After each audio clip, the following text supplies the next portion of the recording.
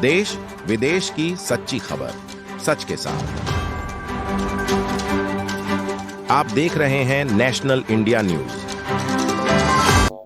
North Bengal के सिलीगुड़ी शहर के एक्टियासाल इलाके में सहकारी हाई ट्रेन के ऊपर अवैध निर्माण को बंद किया। और आपको बता दें, पुलिस प्रशासन अवैध रूप से सरकारी हाई ट्रेन पर नाली को अवैध रूप से छोटा करने के लिए बाध्य है, जो अवैध रूप से नाली को छोटा कर रहा है। ये ध्यान दिया जाना चाहिए कि उत्तर एक्टियासाल पाइप लाइन के बगल में कई कार्यों का निर्माण जारी है। और स्थानीय निवासियों की शिकायत है कि निवासियों के पास मल्टी स्टोर के सामने एक सरकारी हाईड्रोन है। घटना से पहले कई बार क्षेत्र में अवैध नालियों के निर्माण के विरोध में स्थानीय निवासियों ने उन्होंने हिस्सा लिया। आजीघर की चौकी के पुलिस प्रशासन ने आकर नाली के निर्माण को रोक दिया। আপনারা জানেন যে বিগত 5 বছর আমি শাসক দলের কাউন্সিলর ছিলাম। তো শাসক দলের কাউন্সিলর থাকার সুবাদে আমার একটা দায়িত্ব কর্তব্য অবশ্যই আছে যে আমাদের 40 নম্বর ওয়ার্ডের উত্তর একটিয়াশালের যে অংশটা এবং ডাবগ্রাম 2 এর যে উত্তর একটিয়াশালের যে অংশ, দুটো কিন্তু পাইপলাইনের দুপাশ। ফলে কি হচ্ছে, প্রতি বছর এই এলাকার মধ্যে জল জমে একটা বন্যা দেখা যায়।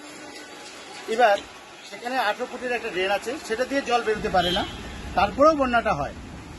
এখানে এক বিল্ডার আছে যিনি বিগত 2 বছর ধরে একই চেষ্টা করে যাচ্ছে, সে 18 ফুটের ড্রেনটাকে 2 ফুটে বানানোর চেষ্টা করছে। এবার কার সাহসে কিভাবে তিনি এত বড় পদক্ষেপ নিচ্ছেন যে সরকারি ইরিগেশন ডিপার্টমেন্টের ড্রেন 18 ফুট সেটাকে 2 ফুটে করা, এত বড় সাহস তিনি যে কার শক্তিতে করছেন সেটা আমাদের জানা নেই।